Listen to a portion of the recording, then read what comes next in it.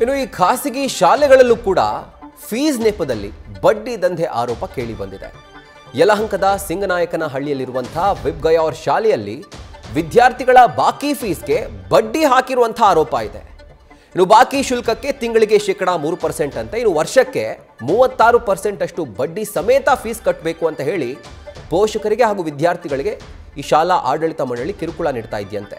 ಇನ್ನು ಬಡ್ಡಿ ಕಟ್ಟದೇ ಇದ್ರೆ ಹಾಲ್ ಟಿಕೆಟ್ ಕೊಡಲ್ಲ ಅಂತ ಬೆದರಿಕೆ ಹಾಕಿರುವಂತಹ ಆರೋಪ ಕೂಡ ಈಗ ಕೇಳಿ ಬಂದಿರೋದು.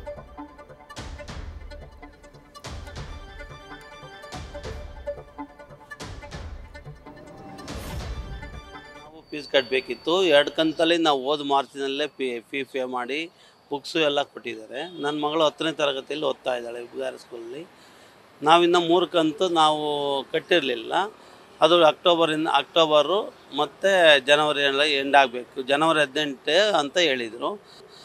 ನಾವೀಗ ಹಾಲ್ ಟಿಕೆಟ್ ಬೇಕಾಯ್ತು. ನನ್ನ ಮಗಳು 10ನೇ ತರಗತಿಯಲ್ಲಿ ಓದ್ತಾರಿಂದ ಹಾಲ್ ಟಿಕೆಟ್ CBSE ಓದ್ತಾ ಇರೋದ್ರಿಂದ ಹಾಲ್ ಟಿಕೆಟ್ ತರಕ್ಕೆ ಹೋದ್ವಿ.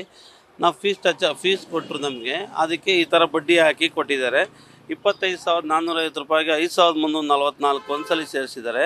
ಇನ್ನೊಂದು 25,450ಕ್ಕೆ 3,054 ರೂಪಾಯಿ ಸೇರಿಸಿದ್ದಾರೆ.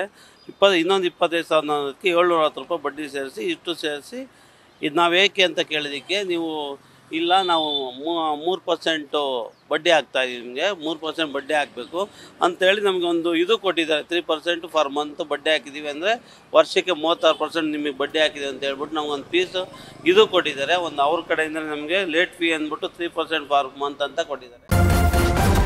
ನ್ಯೂಸ್ ಫಸ್ಟ್ ನಿರ್ಭೀತಿಯಿಂದ ನಿಮ್ಮ ಪರವಾಗಿ.